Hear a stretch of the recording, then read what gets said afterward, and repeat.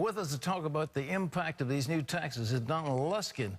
He's the Chief Investment Officer of Trend Macro. And Don, welcome to the 700 Club. Thank you.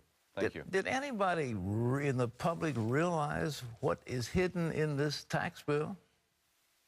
I don't even think the people who voted on it know what's hidden in this tax bill. You know, Nancy Pelosi and Harry Reid basically took their members and forced them to vote on this under threat of not getting any support in the next elections.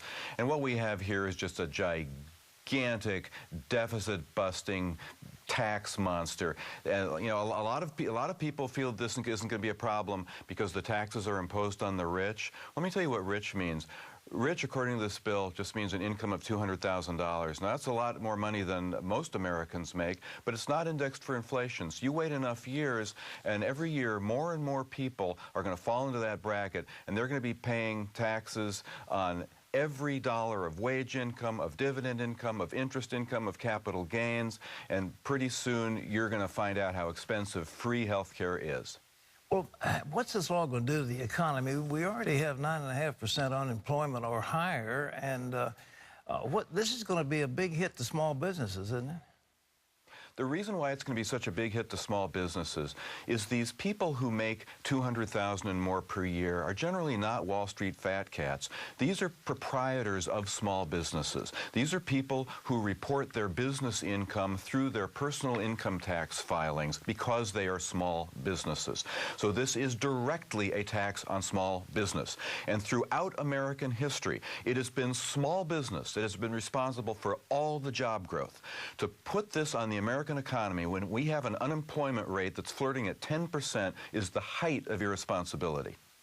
Europe has embraced the VAT, and when I travel over there, it is just awful when you're looking at 22, 23, up to 25% VAT.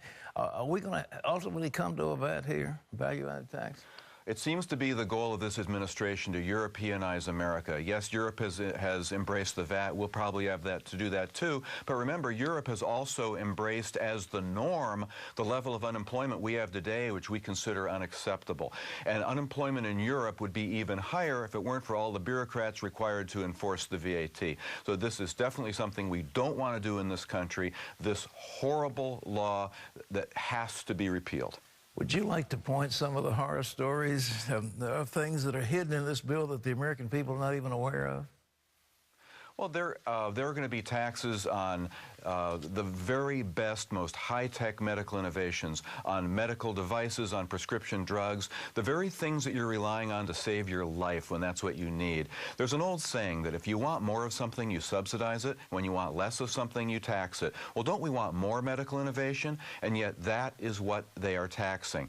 And it's all in the name of bringing medical costs down. How do you bring the cost of something down? By putting a tax on the manufacturers and importers of pharmaceuticals and medical devices when they're just going to pass that on to insurance companies and consumers in the form of higher fees. It's almost like you pay the tax twice, and you don't have the innovations there to save your life when you need it. What am I missing? You think this interim election, this election next fall, is going to be adequate to reverse this trend, or are we pretty much sunk? I hope it puts the brakes on it at least. Actually reversing it, stopping it, reversing it, repealing this, that's not going to happen while Barack Obama is in the White House. Let's just be honest about that. But we have got to stop the Europeanization of America right here, right now. We've got to draw a line and hold that line. November is the opportunity. Donald Luskin, thank you so much for being with us. Great insight. Thank you.